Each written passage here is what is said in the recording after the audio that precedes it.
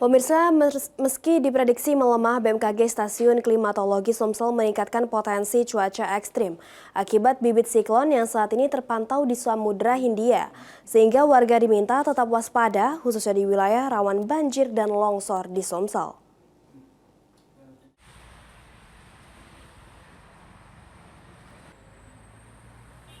Bibit siklon 91S terpantau BMKG Pusat berada di Samudra Hindia, tepatnya di sebelah barat Sumatera bagian selatan.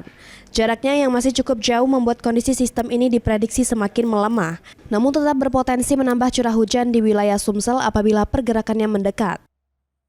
Koordinator Bidang Data dan Informasi BMKG Stasiun Klimatologi Sumsel, Nandang Pangaribowo menyebut, jika bibit siklon berkembang menjadi siklon tropis, dinamika atmosfer di atas Sumsel dapat terganggu dan memicu cuaca ekstrim. Ditambahkan oleh Nandang, wilayah yang diperkirakan terdampak berada di Sumatera bagian selatan, terutama kawasan dekat pantai barat seperti Pagar Alam, Oku Selatan, dan daerah-daerah yang memiliki topografi berlereng. Saat ini memang berdasarkan yang disampaikan oleh BMKG Pusat, terpantau bibit siklon 91S di Samudra Hindia, tepatnya di sebelah barat Sumatera bagian selatan, tapi jaraknya cukup jauh dan diprediksi kondisinya saat ini semakin melemah. Namun demikian kita tetap patut waspada.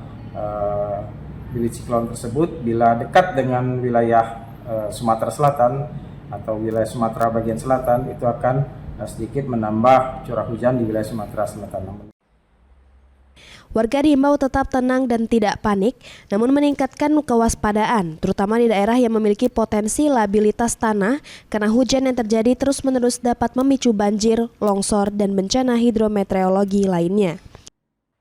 Hafidz Zainul, PAL TV.